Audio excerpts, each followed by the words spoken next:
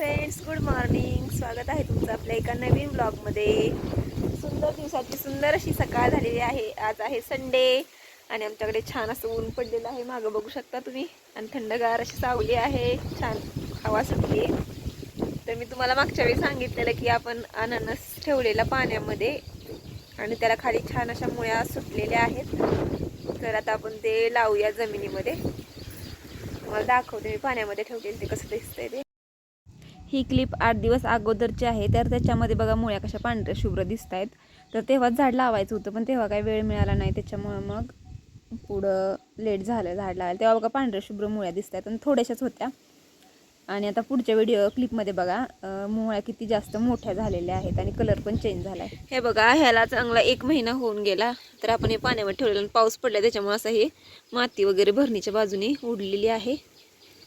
तर हे बघा, अगोदर मागच्या वेळी दाखवलेलं तुम्हाला तेव्हा पांढरे पांढरे होते. आता त्या भरणीमध्ये थोडीशी माती होती, त्यालाच बघा हे कसा झालेत सगळ्या. त्याच्यामुळे आता आपण लावून घेऊया हे मातीमध्ये. तर चला.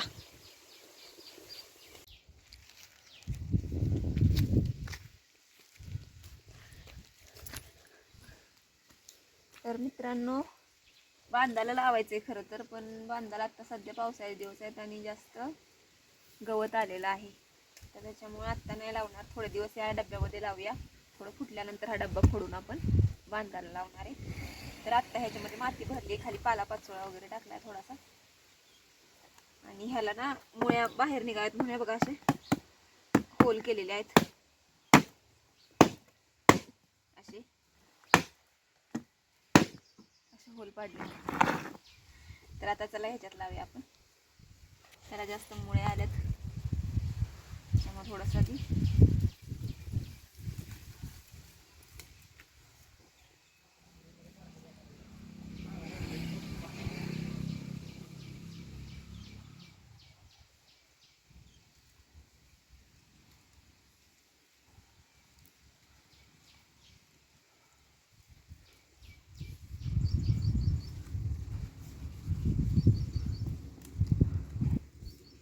गणपती बाप्पा मोरया.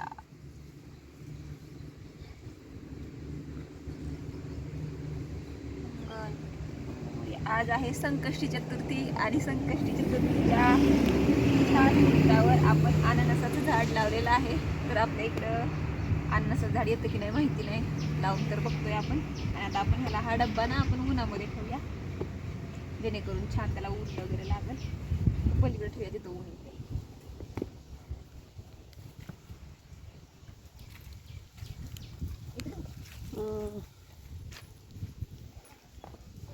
थोडे दिवस याला आपण असं उन्हात ठेवूया. तर झालेलं आहे आपलं झाड लावून.